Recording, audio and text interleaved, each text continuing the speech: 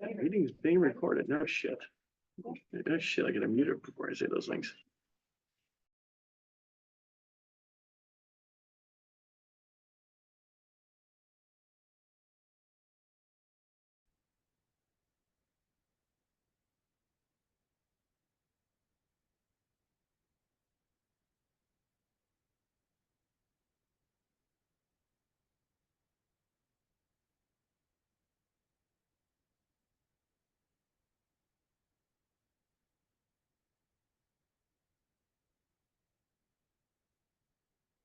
All right.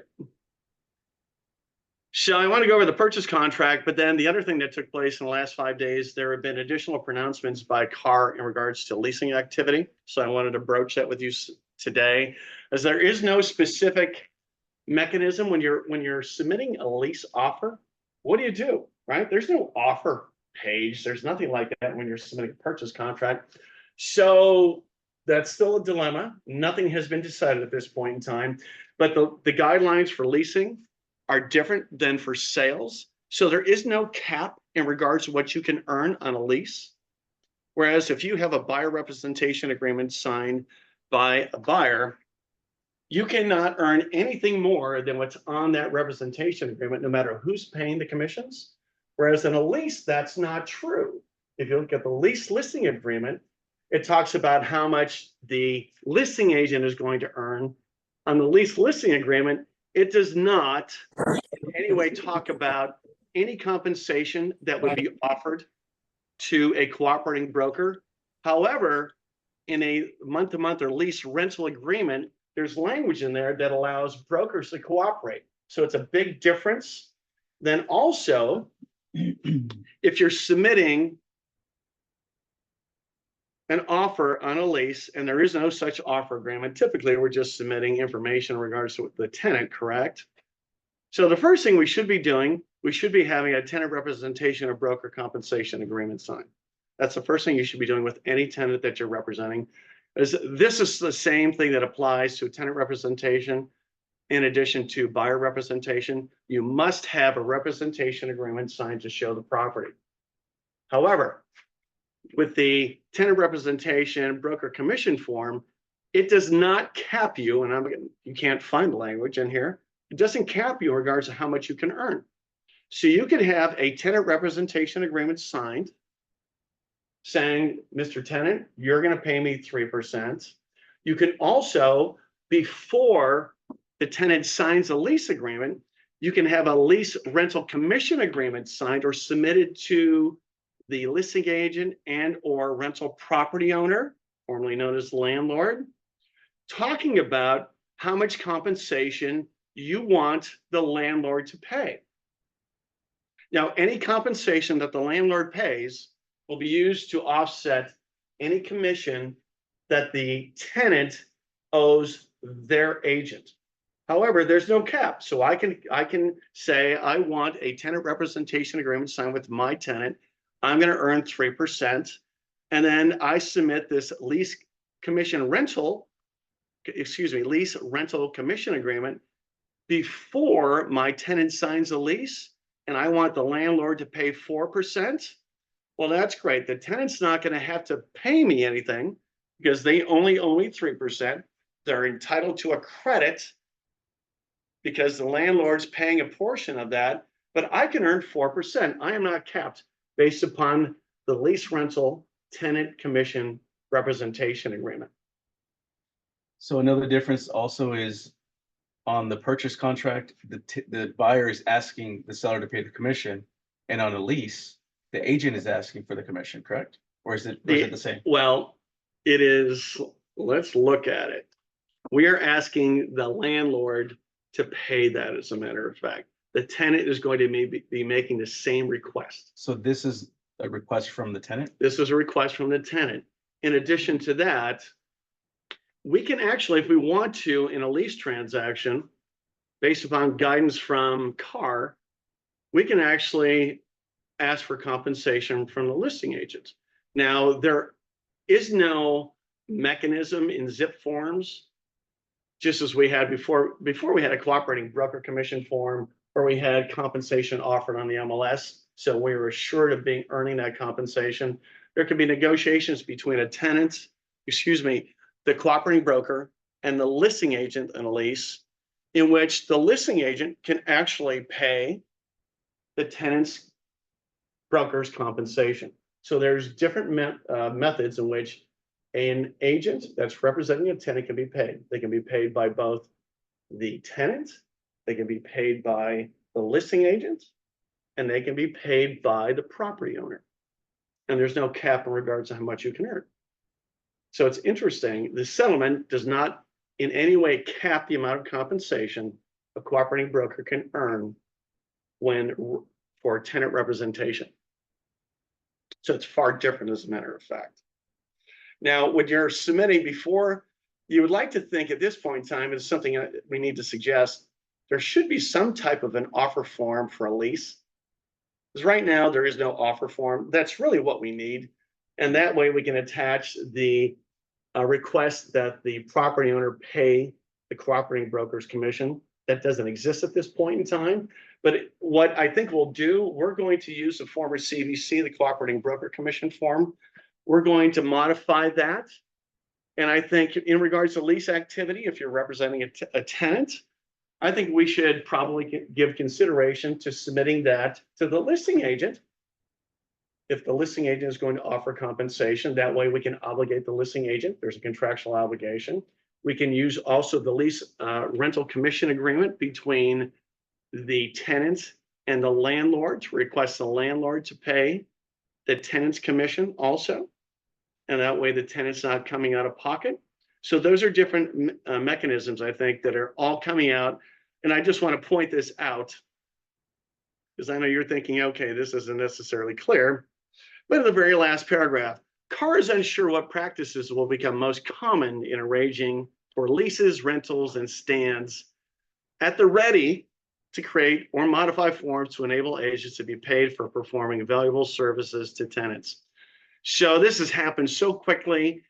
Even the most brilliant minds haven't come up with some type of mechanism to satisfy the things that are available to us or to make it easier for us for tenant representation or the compensation that we should be earning.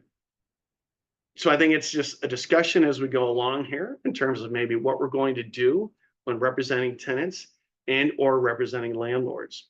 And keep in mind with the lease listing agreement, the lease listing agreement looks very similar to the way it looked before. For a residential property for sale listing agreement, it has changed dramatically, but on the lease listing agreement, see if I actually have it. I don't know if I have it in here, but it's very similar. As a matter of fact, the only thing that's been removed is the property owner's obligation or the section in which the property owner is offering compensation to the cooperating broker. That's probably one of the biggest changes, and that's been removed from that form. Rich, Yes. what was the form you did before? You showed before regarding the lease, not the existing. Just before the page you were on about the compensation. I think this is it, Holden. Yeah, so. The lease rental commission agreement Yeah, now that's to the landlord, housing provider, submitted by the prospective tenant. by the tenant to the housing provider. Yes. So that would be up to the tenants.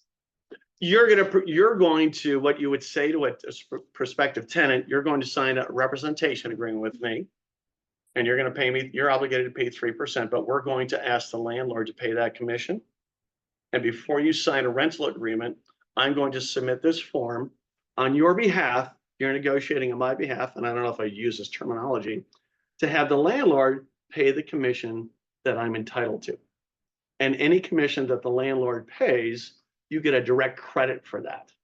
So if you have a TRBC, tenant representation broker compensation agreement, which the tenant's obligated to pay you 3%, you ask the landlord through this form, the lease rental commission agreement, to pay 3%. If the landlord does, the tenant owes nothing out of pocket. What if you ask for 4%? Well, then the tenant gets a full 3% credit and you earn an additional 1%. If the landlord comes back and says, I'm only going to pay 1%, then the tenant has to pay 2% out of the 3% associated with the tenant representation broker compensation agreement. So there's a lot more flexibility. But submitting this, it's kind of awkward from my perspective because Carr is saying, submit this before your tenant signs a lease agreement. Now, I'm not sure what the landlord or property owner is going to do. Maybe they're willing to pay the commission for the agent representing the tenant. Maybe they're not. Or there can be an agreement between the listing agent and the cooperating broker such that the listing agent is paying the cooperating broker commission. And that's where Zip Forms has no form to address that. And they're saying, have your attorney draft a proprietary form to address that. That's their response at this point in time. I'd like to think at some point in time they're to come up with something to accommodate something like that. But I would think what we could do, if there's an agreement between the listing agent and the cooperating broker such that the listing agent is going to pay the cooperating broker commission, we have the former CBC form, cooperating broker commission form, that we could have signed by all parties. So I think that's something that we could do to accommodate you and make sure that the listing agent is obligated to pay the cooperating broker. Did I answer your question, Holden? Okay. And Andrew. Hi, Gina. Did you say, just for clarity's sake, on a tenant situation agreement, the tenant agent can be paid by the housing provider Yes, or the listing agent, yes. either? And then Also by the tenant. also by the tenant, so one of three options could happen, right? Mhm. And then you said, Or 2 or 3. or two or three, it's Yeah. a combination of what could happen to it. Yeah, Technically, but in practice, you're saying we should fill this out. Even though it says for services in arranging the lease to month from agreement dated that date, we don't have a lease yet. You're saying go ahead and put today's date basically right there, yes, yes. and then submit that with the application. And if it's Well, you know, accepted- the problem is there's really no applications. application. Somebody's submitting rent spree probably, or the rental screening application, right?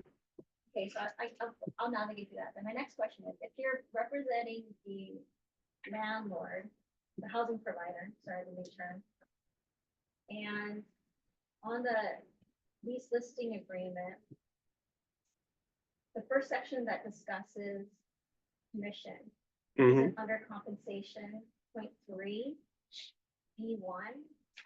That specifically says that it's only to the brokers, that's the listing side, right? That is correct. That, you put, let's just say 3% there. You might put 6% So in there. That's my question right there. Could you, as the listing agent for the lease, say, you know what? I'm gonna charge 6%, but Mr. Housing Provider, I'm going to extend half of this to the Cooperating broker. cooperating broker, right?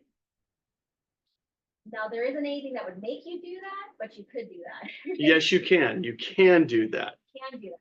Right? Mhm. So now you can just put 6% in there, and then it just kind of plays out the same way it's always played out before. I would think that's exactly what's going to happen. Yeah, so I would imagine there, in practice, that's probably Mhm. what is the easiest, right? Yeah, I think the other side is if I put 6% there, I'm going to collect all 6%, and the tenant's going to have to pay their own agent's commission. There's another option.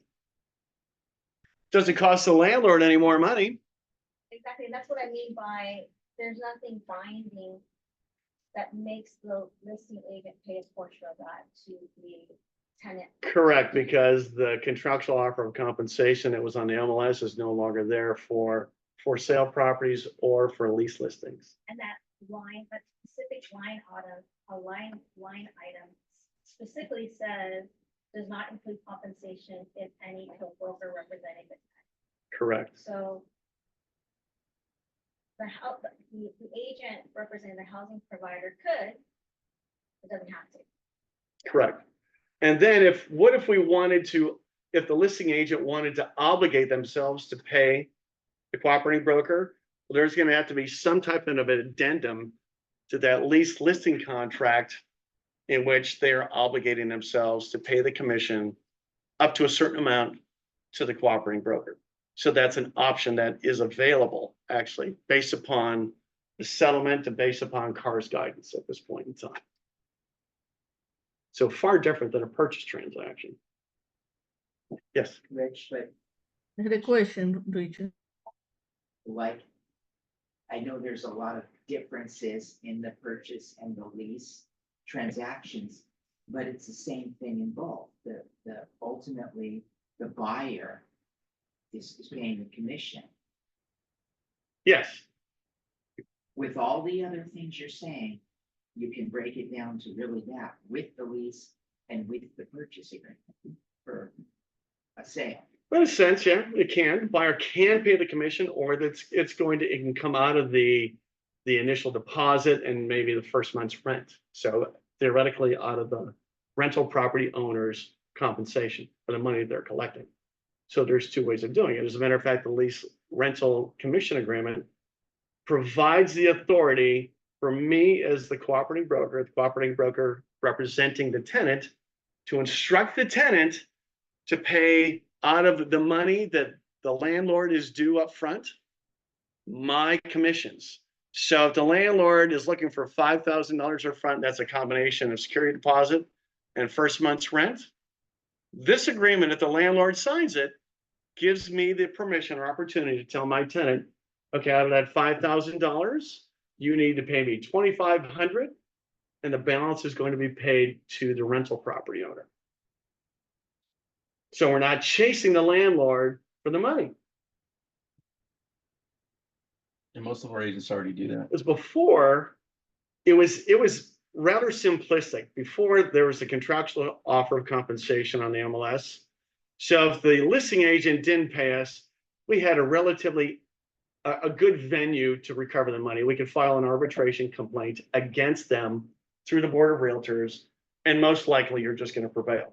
However, if the landlord doesn't pay you, you're going to have to sue them. So a dramatic difference. And that's why I think this lease rental commission agreement is beneficial for the cooperating broker, because I can instruct the tenant once again to say, out of that $5,000, this is how you're going to issue the checks, assuming the landlord has signed this. So we get our portion right away. Richard had a question.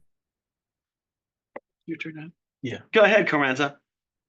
Hi, everybody. I had a question with this. You say, based upon the guidelines, that we send, for example, the offer to get accepted in the lease.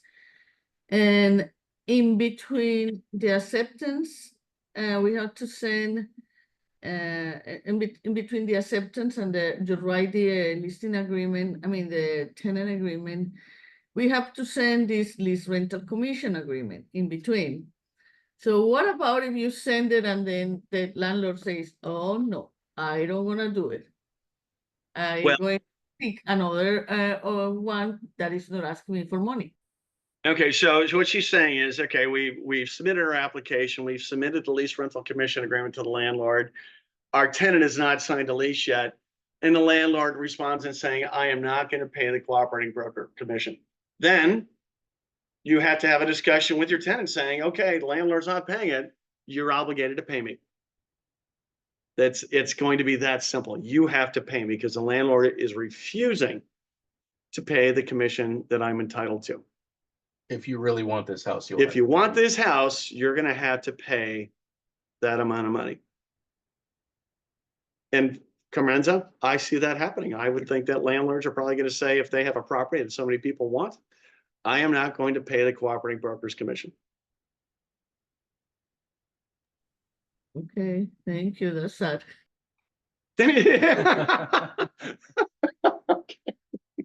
Well, I think the good news is, Carmenza, there's just, it's so often on the MLS. We're seeing, especially property managers, offering $25 to the cooperating broker. And then the tenant's seeing the property on Zillow, and then they circumvent us. So they're gonna have to sign a representation agreement with us, and we're assured of being paid. So I think there's some real benefit, because you spend a lot of time with tenant representation and you may not earn anything.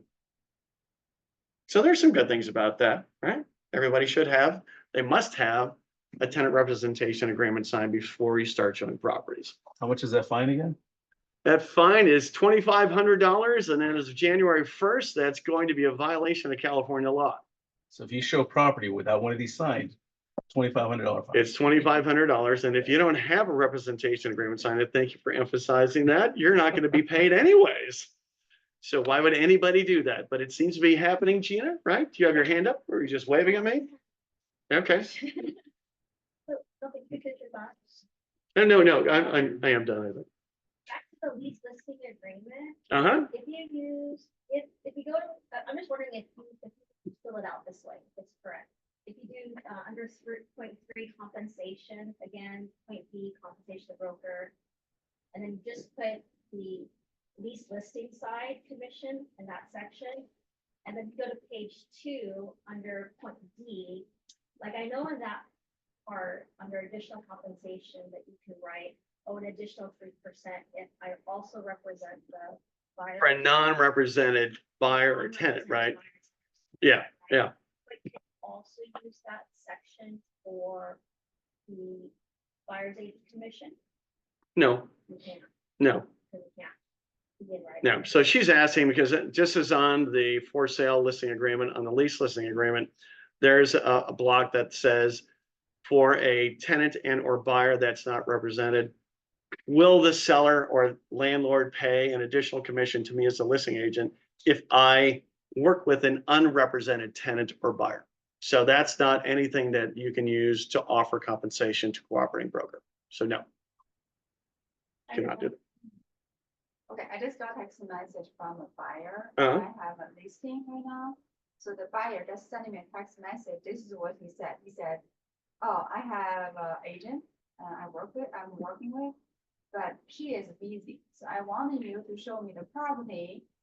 And because she's busy, I want you to show me the property before a certain date, maybe this weekend.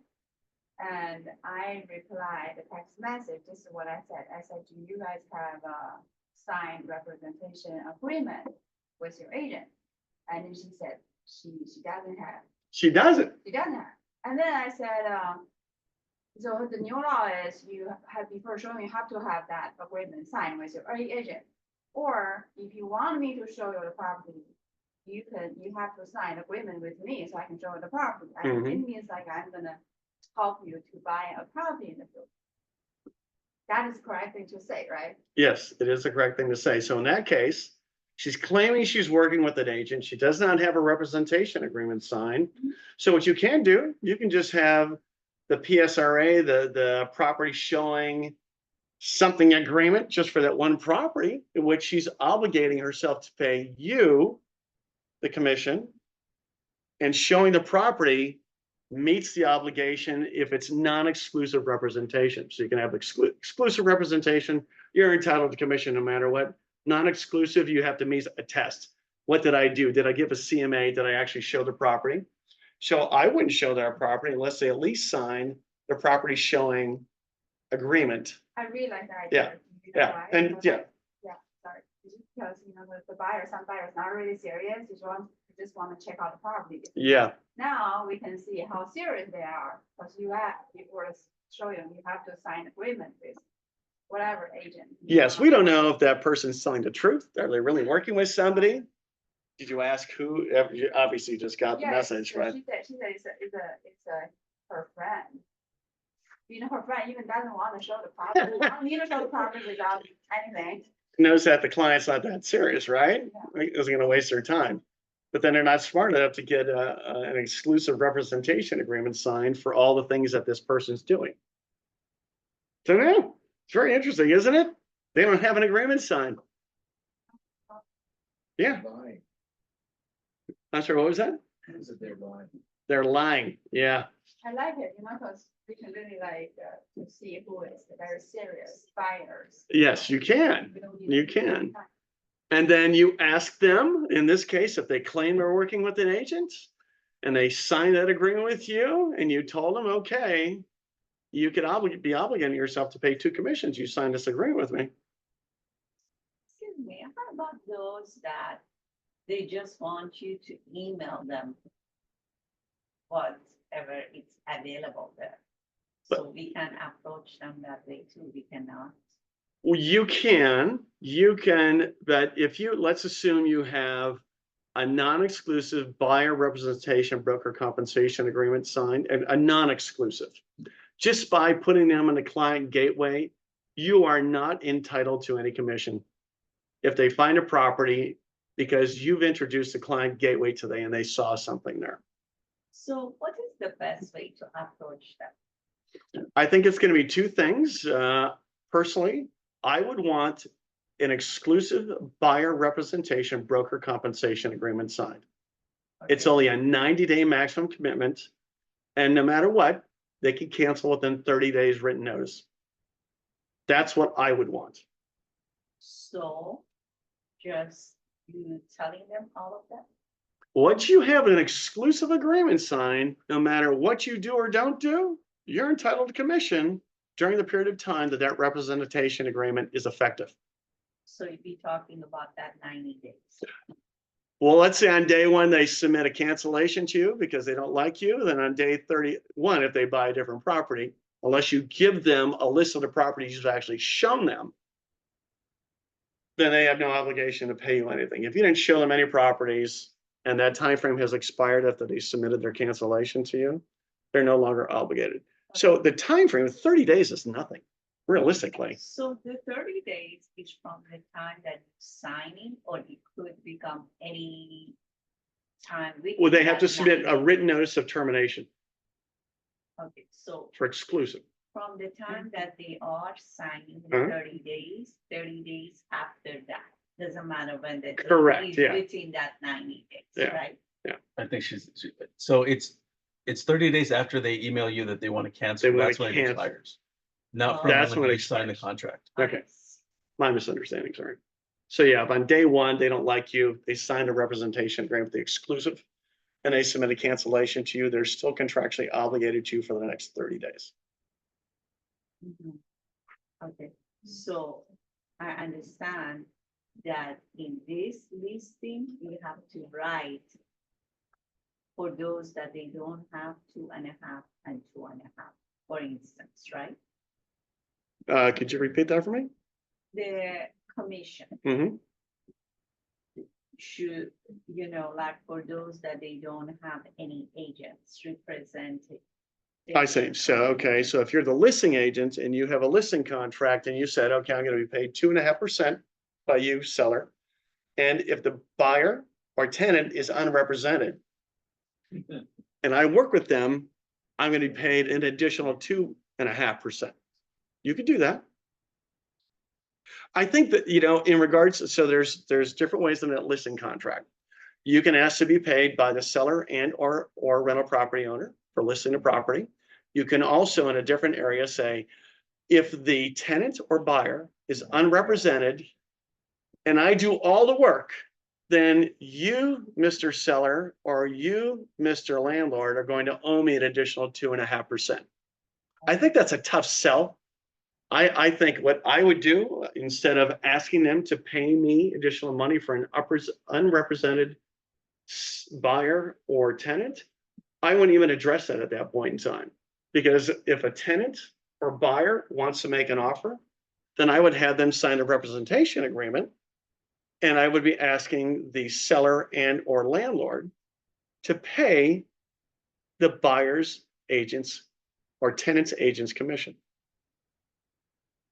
So instead, in a listing appointment, instead of saying I'm going to earn 5%, I'm in a sense saying I'm only earning 2.5%. Does that make sense? That's my approach. What would you do, Mike?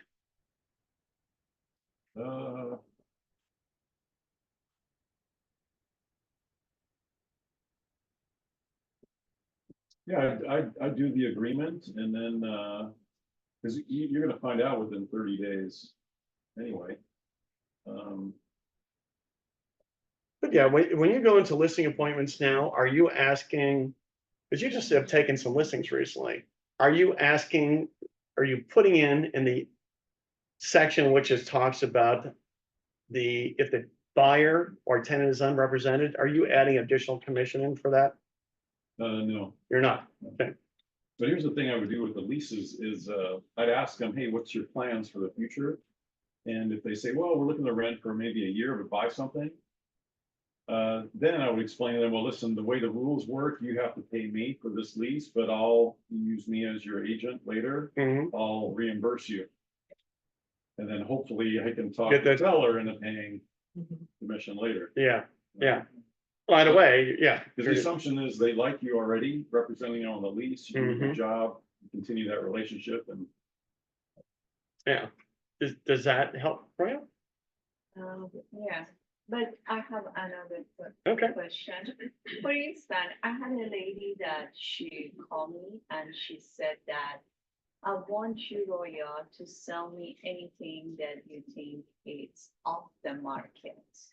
And then if you think something is nice, why don't you email us the information? All right. So the recommendation, the way I understand, is that to parrot that and just say that, with the new law, in order for me to represent you or provide you with the information, Mhm. this is the case, right? Am I correct? That's exactly what I would do, because if it's nothing that's on the market, first of all, I'm not gonna find those things. It's kind of a rarity, but then also, that's far different than setting somebody up in the client gateway. If you have a non-exclusive agreement signed, you're not entitled to any commission. An Right. exclusive agreement signed, you're entitled to collect no matter where they buy or rent. So I would have them sign the exclusive agreement. Say, if you want me to find off-market properties, I'm gonna be providing substantive services to you. So you're going to owe me. I'm not gonna do this for you unless you sign this agreement. Why would I do that? And Yeah. again, you don't get paid unless it closes anyway, Yeah. so they have nothing to lose. Or what you could say is, hey, if I find you something, you're gonna have to pay me. However, I'm gonna do my best to get the seller to pay my commission, and that way you won't have to pay me. Yeah, I think that is the best approach, to tell them, we have the opportunity to negotiate with the seller to pay the compensation that I'm entitled to. I think that's a big part of any presentation. Nice. Thank you. Sure. So Rich, are you saying don't send any emails, don't set them up on the client gateway until they have a contract signed? Now you can set them up on the client gateway. My thinking is no matter what, if you have a non-exclusive buyer representation agreement signed and they're set up on the client gateway Mhm. and they find a property and they circumvent you, you're entitled to nothing. But if it's exclusive representation and they're set up on the client gateway or anything they buy, even though you never introduce anything, you're entitled to compensation. And what is the best way to approach the people that they come to your open house? And you want them to sign with you. So you make the appointment, the second appointment, come to your office and do that, right? Well, an open house, you have But I'm four. just saying that about those that they are asking you without, they just like that you earn because they don't know you. Mhm. They want you to earn that. Yeah. Yeah. So Well, they there's say, "Why don't four you mail options. me?" To protect yourself, because we don't want anybody ever believing that you've established an agency relationship. So you can use the BNA, which is buyer non-agency form. They sign that and you're telling them, I am not representing you. And nobody can complain or suggest that there is an agency relationship. You can use the open house advisory, OHNA. And it's a sign-in sheet, and it also tells them at that point in time that you are not representing them. And at that sign-in sheet, it asks if you're working with somebody, and if they're working with somebody, they should be writing it in. But no matter what, if they sign that, it also tells them you are not representing them. And then there's a PSRA, the property showing and something advisory. You can actually, it's a limited representation agreement, maybe just for that property. And it can be both exclusive and or non-exclusive. or the BRBC, buyer representation broker compensation form. And that could be for any property, because the PSRA is for limited 3 properties on the form. I'm not sure how we chose that. But the BRBC is unlimited in regards to the number of properties, and it can be both exclusive and non-exclusive. So you print all of those and take it with you? Yes, that's what you should be doing. You should print those forms out and take them with you. And then if they're obstinate and they're angry and say, I never had to do this before, I guess if you make the decision to let them into that open house, and I think you should just tell them, I can't tell you what the HOA dues are. I can't tell you what property taxes are. I can't tell you what the schools are in the area. I can't tell you any of these different things that are so critical to you, because that would establish an agency relationship. So if you want to work through the house.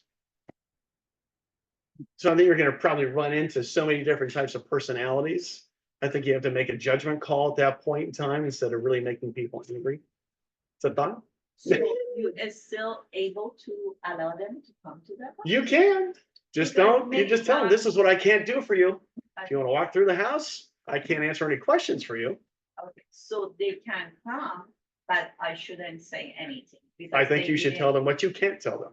Yeah, because the reason I am saying that many times in a open house, Uh-huh. they are neighbors that they are coming. Oh, yeah, yeah, we don't want to turn them away.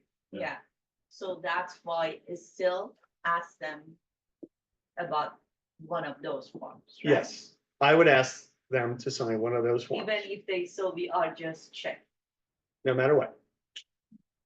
Yes, no matter what. If they refuse, then it's your decision. And let them know what you can't do for them or what you will not tell them. And the neighbors, they probably already know, but. Masood, you had your hand up or are you just stretching? No, actually, I don't know if I should ask this question. Go ahead, ask it. It's, it might, doesn't make sense probably, but what if like the sign something with buyer, said like, I charge like, let's say $500 upfront to just with the processes and everything. And Uh-huh. then incorporate like a percentage to it as well. You can do that. There's nothing, just as long as the compensation is defined, you can charge them hourly, Okay. something like that, yeah. I think it's gonna be interesting to see what kind of fixed fee competitors come out. But I think that, if I'm not a fixed fee competitor and I'm saying, would you rather pay me upon a successful transaction closing? Or would you rather take the risk and spend the money on me up front? If they say, well, this guy's charging me $5,000 only, and they're gonna do all these things. Well, are you willing to take that risk? Are you going to get the services that you really think you need? Are they gonna be looking out for your best interest when you write them a check for $5,000? Because are you really gonna be as involved? Yeah. That's just a thought. I'm not aware of these other competitors at this point in time, but it's gonna happen. And then I think a comment that came up from Jeff Dryer the other day, what Mary addressed for us. Redfin, because Redfin would always offer some type of a rebate, and now they're no longer offering that unless they represent you both in the listing and the buy side. So there is no further rebate that they're offering. So very interesting, huh? It's changed their whole model, I would say. Jeff is asking, what extent of conversation about the property can you engage with an agent that brings their buyer to your open house? With an agent, I would say if the agent, you ask them, do they have a representation agreement? I think you can rely on that and you can tell them anything that you want in reference to the property. The agent, you're not the one taking on the liability. In that case, the agent who brought the buyer to the property is the one who's taking on the liability. If they don't have a representation agreement signed, that would be my approach on that one. And if they come and they say, I do have an agent, Well, so any question that you wanted, then you'll have to ask your agent. yeah, I think that's fair. Ask your agent. Actually, what's interesting about Jeff Dryer, he's very successful at holding open houses. Often the agent representing the buyers don't know anything about the property because they haven't done their homework in advance. Yeah, that's what I would like to So know. What is the best way to, tell him, ask your agent about the HOA dues, about the property taxes, about the schools, about the location, the walkability. Say, and when they start asking those questions, say, if their agent's there, your agent's with you. He probably, or she probably knows all that information. And then if they don't, they're gonna look pretty foolish. And then people may think, why am I using you? And maybe they turn around and go back to the agent who's holding the open house, because if you've done your homework, well, then you can answer all those questions for them. So at that time, it is okay to answer legally. Well, I think if you want, you should now, it's a little different environment. If they come back to you and say, well, I want to work with you because you know all these things, then you need to have a representation agreement, sign them. But no matter what, if they come back and ask you those questions, you should have a buyer not agency agreement signed, or the open house advisory signed, because once again, it establishes the fact that there is no representation, there's no agency relationship. So you can do that. It's not obligating them to anything. I think the OHNA form is the simplest thing out of everything, because there's the least amount of language in there for them to understand and feel comfortable. So what I am saying, if they come with their agent, of course, you ask us for signature. Mhm. So they sign, they have an agent. If the agent is not with them, then I will tell them you can ask your agent about all the questions. Yeah. Because this is the way the new law. But if the agent is with them and the agent is not able to answer the questions, and he look at us to answer, then it is okay. I think it's okay. And the other aspect is, if you have them sign the open house advisory, the OHNA, it tells them specifically that any information I give you is for the benefit of the seller. So you can openly discuss with them. And it also tells them, not only is it for the benefit of the seller, but anything you discuss is not, there's no fiduciary relationship. So it enables you to use that information and give that back to the seller. You know, many times people, they come to an open house in the past, like they were writing things which weren't correct. Mm-hmm. You know, like their name, because they didn't want. Oh, I'm sure it's going to continue to happen. Okay, so with these forms, if they put the wrong information, You can rely on whatever they write down, but I think that what's good about the OHNA, it asks for the name of the broker. So if they claim they have somebody, you'd think that they would know the name of the agent they're working with. They can write anything they want, I guess, but nice, it kind of puts them in the spot. nice, thank you. Sure. So just a quick question. So What's that? if the client said actually they had an agent, but actually they didn't come with that to the open house. Uh-huh. And then they say, okay, I forget the agent's name. So in this case, can we just like refuse that to your property? You can. I think it's a personal decision. You know, I'll use Mike Dunn as an example. He tries to not alienate anybody. So I would have them at minimum, if they don't remember, sign the open house advisory. And if they don't remember, say, okay, I understand, you know. That would be my approach most likely. They're not required to write in their agent's name, as long as they sign in, that should suffice. But if they don't, I think it's a fair question to say, you said you're working with an agent, could you just please write in the name of the agent that you're working with, the name of the brokerage you're working with? If they're really working with somebody, especially in today's environment, that would suggest to me that they've signed a representation agreement, and they should know who they're working with. If they forgot their agent's name, that's not good. And if they forgot their agent's name, then maybe you have a really good opportunity, right? Because yeah. Yeah. Okay. All right. I didn't mean to get sidetracked, but I'm not going to go through the entire purchase contract, because nobody's ever going to be leaving here today. But I just wanted to go over a few things specifically about the purchase contract, you know, since we have limited time right now. And that is in regards to, first of all, let's just look at section E3. This is of the RPA. Occupancy type. This is very important. The default response is that it's a primary residence. So when you're looking at a pre-approval letter, something like that, make sure if it's a secondary or investment property, the pre-approval letter addresses the fact that it's a secondary or investment property, right? It's going to be different for you.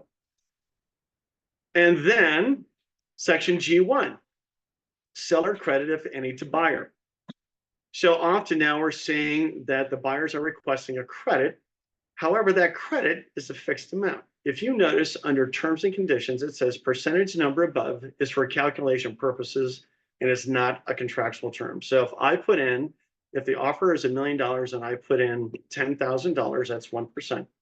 If the purchase price goes up to $2 million, this number is not adjusted. It's a fixed number. It remains at $10,000. All right.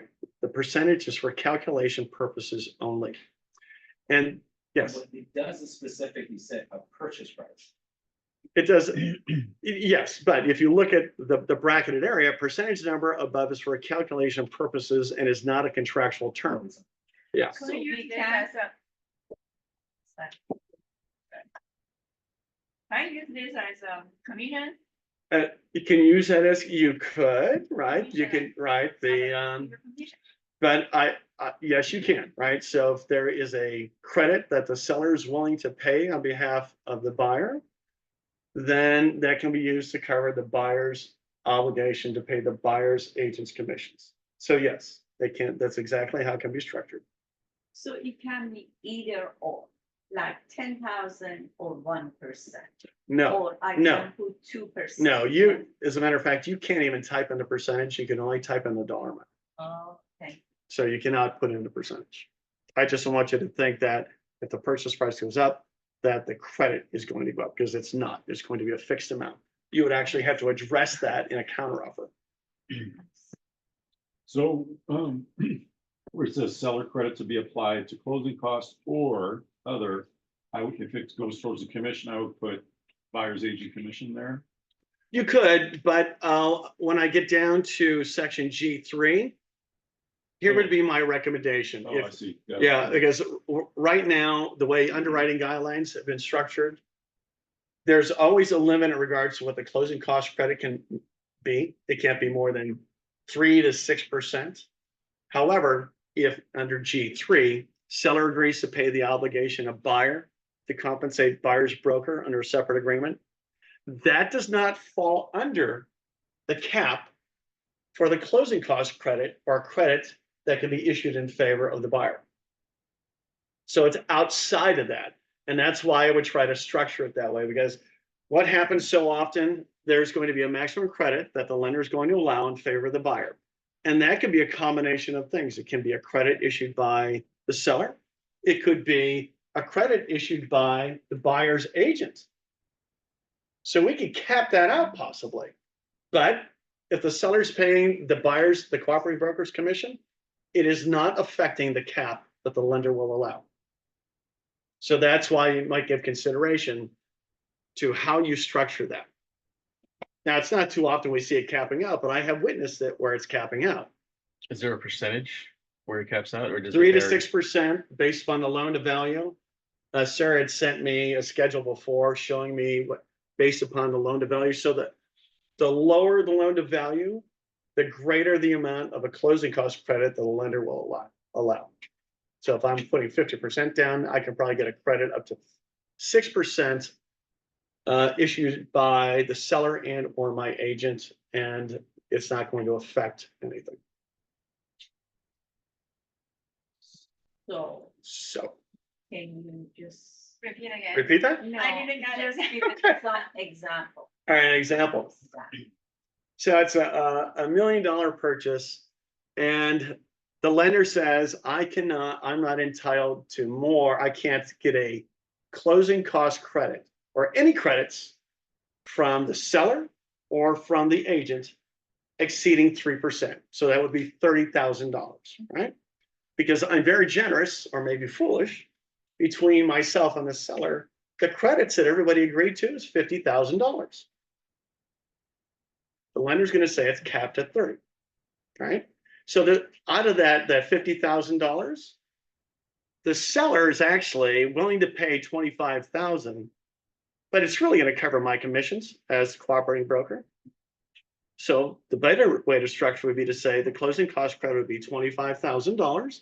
Actually, if the agent's issuing a closing cost credit of $25,000, they're issuing credit back in $25,000, and then let the seller pay the cooperating brokers commission. So in section 3G3 of 25,000. So now, even though I'm capped at 3% by the lender for closing cost credits, because I've divided it between closing cost credits and the seller paying The commission. for the buyer's agent's commission, that's allowable. So it doesn't need all of it to be in G1. It can be part of it in G. Correct. So if you're getting too close to those caps, you should give consideration in regards to how you split that out. Have I answered that question? Yeah. Okay. So that can be very important, especially now when, if sellers are willing to pay the cooperating brokers commissions, you can see how we could easily exceed the threshold that the lender is going to allow. Especially for some of the loans like EA or. Yeah. Oh, yeah, Yeah, absolutely. Even different. Yeah, absolutely. So it's far different as a matter of fact. A couple of other things I'm going to go through. Any other questions about that? No? Okay. And then, let's see. Now, when we talk about the loan amount and past that area, remember the buyer has an obligation to pursue financing based upon the loan to value they've demonstrated in the contract. So if they said they're putting 20% down, if they pursue financing or 10% down or 30% down and they're denied financing, then it's possible they can't cancel based upon the loan contingency. So just keep that in mind. And then L4 insurance, it is a separate contingency now in the purchase contract. So if the buyer is unable to acquire insurance, or if the cost is prohibitive in the buyer's eyes, it could be a valid reason for the buyer to back out of the contract and get their money back. So for instance, if they weren't thinking that the insurance would cost them 10,000 and it would cost them 10,000, so it's a reason. It is a valid reason now for them to cancel. Exactly. This is definitely something you don't want. Yeah, it is new. Insurance has always been an issue, but it's never been spelled out that the cost. Mhm. It's just been, can you get insurance? Far different presentation now. L8, review of lease or lien items. If there are solar panels on the property, you must use the solar addendum. So that's another big change. It's been there for a little while. And not only that, but the solar addendum is good because it helps the seller remember certain aspects of the contract. And that's a dilemma for them in many cases with these solar contracts. It seems to be very complicated. Also, it indicates that the seller has no obligation to contribute to cover any of the costs of the buyer assuming the solar obligations. Typically leases for solar that's installed, usually it's assumable. If it's a purchase of solar equipment, most lenders will require that the contract is paid in full. So if it's a lease for solar panels, usually it's assumable. If in the event the seller has actually purchased the solar equipment, typically the lender who financed it is going to require that it be paid in full at the close of escrow. It is not assumable. So the big difference, sellers are not aware that they may have to pay off the entire loan that they incurred to install the solar system. What about the lease? If it's a lease, typically it's assumable. And it's a contingency for the buyer, whether they want to assume that or not. Seller purchased the equipment, likely it's not going to be assumable. And the seller's going to have to pay it at the So close the of escrow. net amount to seller, it will become less. Oh, yeah. We had one But not it too long really ago. doesn't affect the buyer, it's just the seller that. Yeah, but the has to seller's be shocked, aware of right? that. We had one Okay. just recently, as a matter of fact. There was an introductory program for the seller. They bought the equipment. For the first year, they didn't have to pay anything. And then suddenly they're selling their property thinking, oh, we're going to just walk away from this thing. They had to pay $42,000 at the close of escrow. The buyer had no obligation to assume that.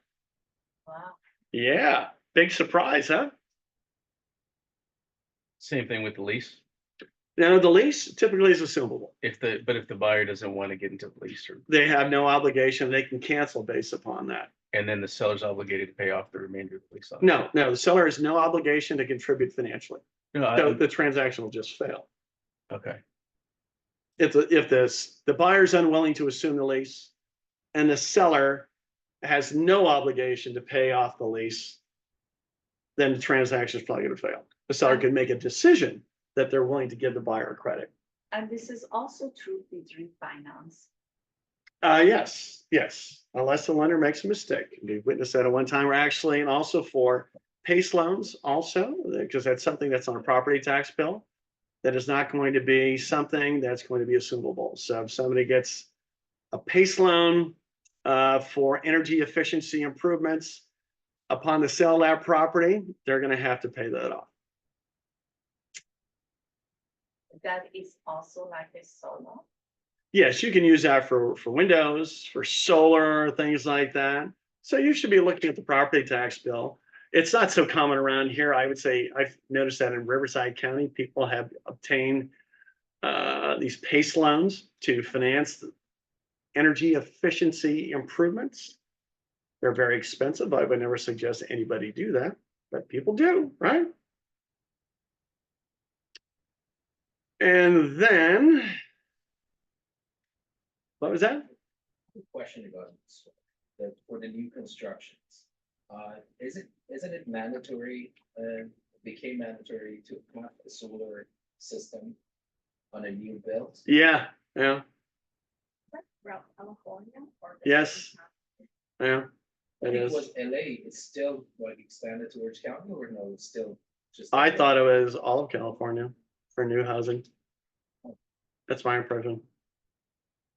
But in regards to, the extent of the system that has to be installed, I'm sure that may be somewhat optional, but I think there's a minimum requirement now for new housing.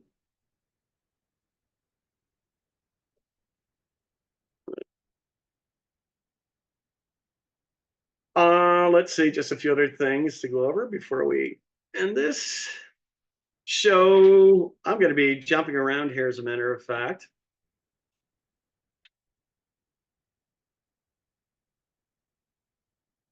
So buyer stated financing, a buyer can make an offer. They can say, I'm paying all cash. They can actually come back because they lied and get a loan. As long as they close, you can't prevent them from closing, right? Cash is deemed to be a form of financing based upon the purchase contract. The condition of the property, this is always a question. Section 7B, unless otherwise agreed, the property shall be delivered as is in its present physical condition as of the date of acceptance. And it's referring under III, except as specified in paragraph 9C. 9C is just talking about any repairs that the seller is obligated to make.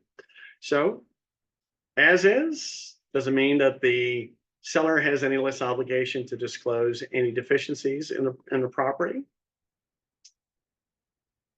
And then contingencies and removal. So the other thing that's now in regards to notice of perform, and that's farther down in the contract, but since we're talking about contingencies, when you send a contingency removal form, the contract now states that if you've sent it prematurely, so you're supposed to, if the expiration of a contingency period ends on a Saturday, Sunday, any day, it doesn't matter. You can't send a notice of perform any sooner than 2 days before the expiration of that contingency period.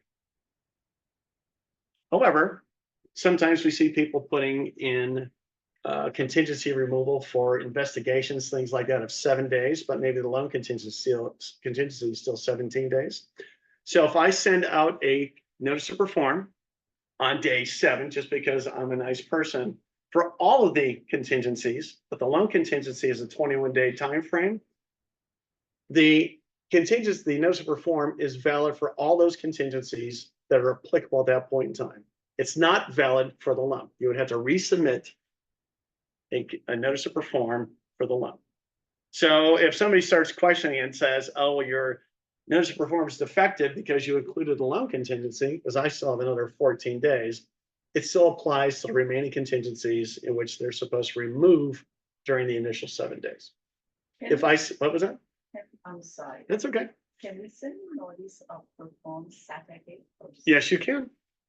Yes, so if the date of removal of contingencies is Monday, count 2 days before, you can send it on a Saturday. That is correct.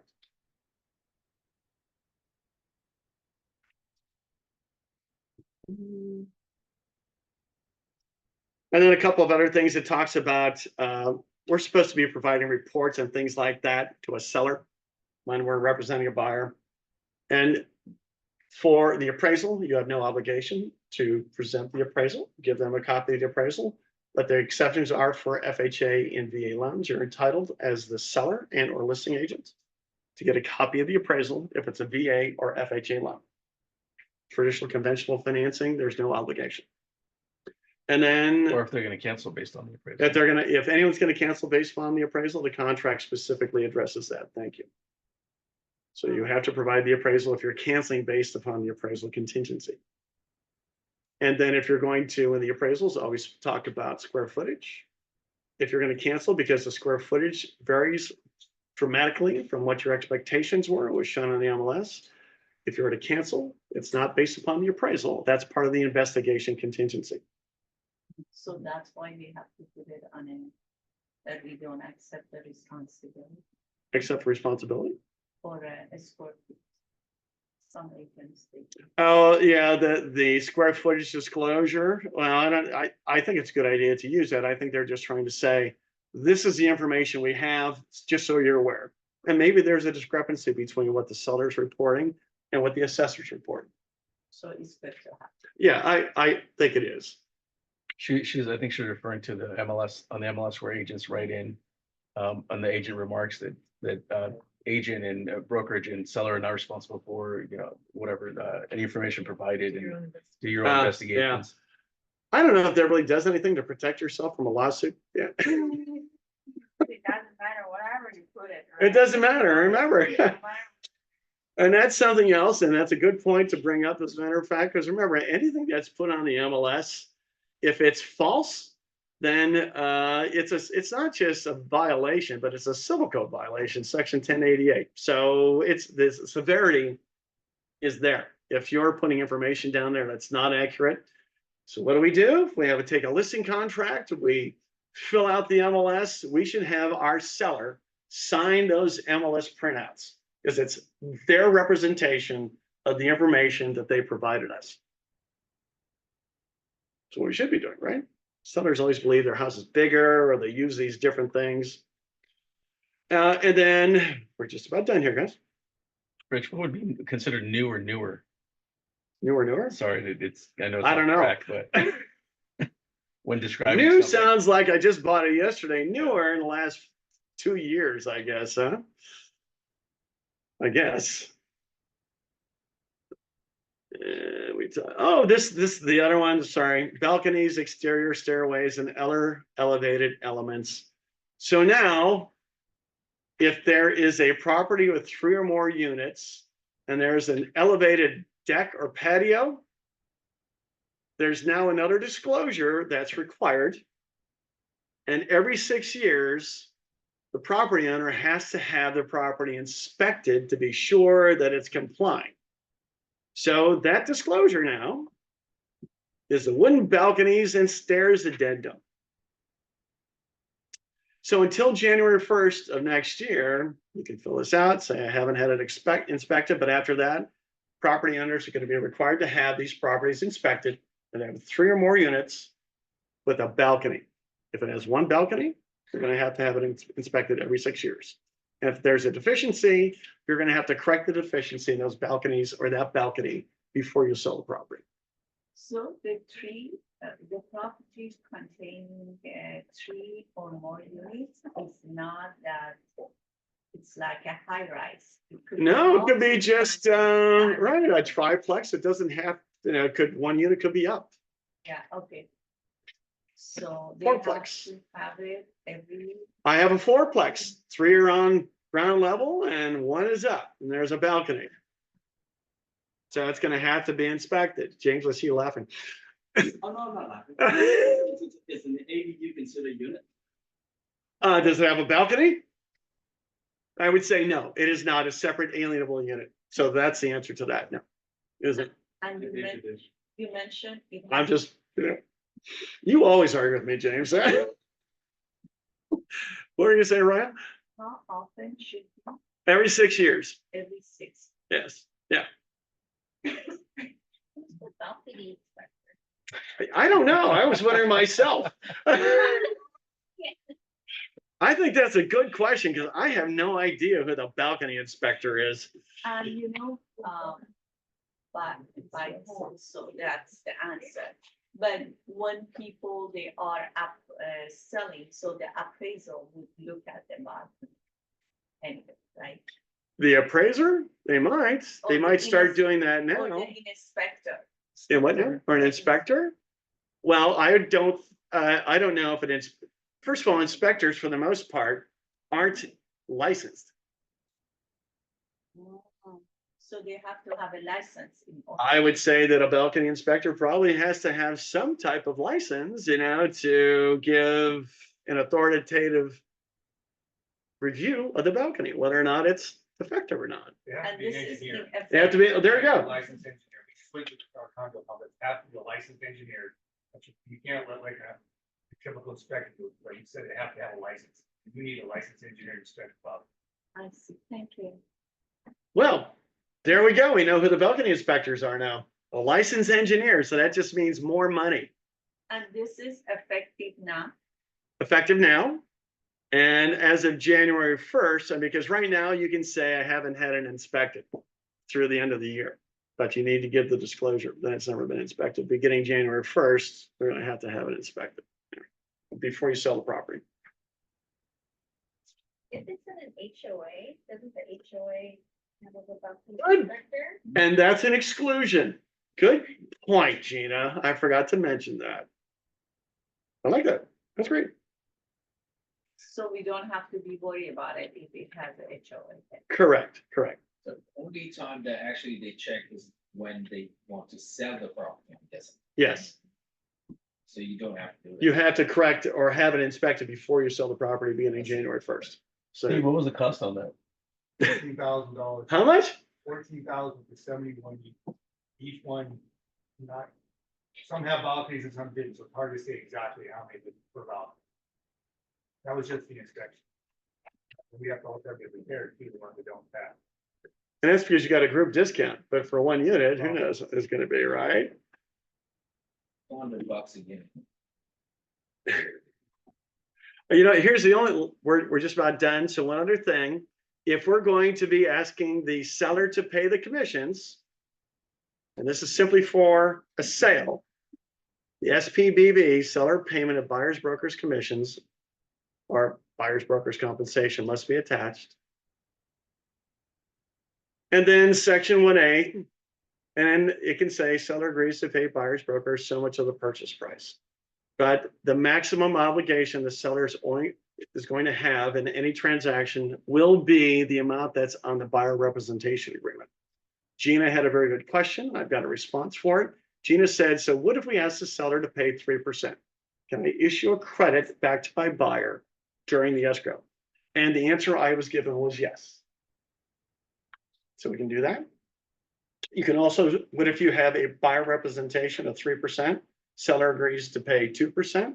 That means the buyer has an obligation to pay 1% out of their pocket. And the seller and or listing agent is entitled to the signature page of the buyer representation agreement. If you're using the PSRA, you're probably gonna have to give the entire contract, and that's something that escrow will use. Escrow is going to then state how much the buyer and or the seller is paying in regards to the commissions too. So, any other questions? Nope. All right. Well, thank you for coming, everybody. Appreciate that. Nothing up there? No, okay.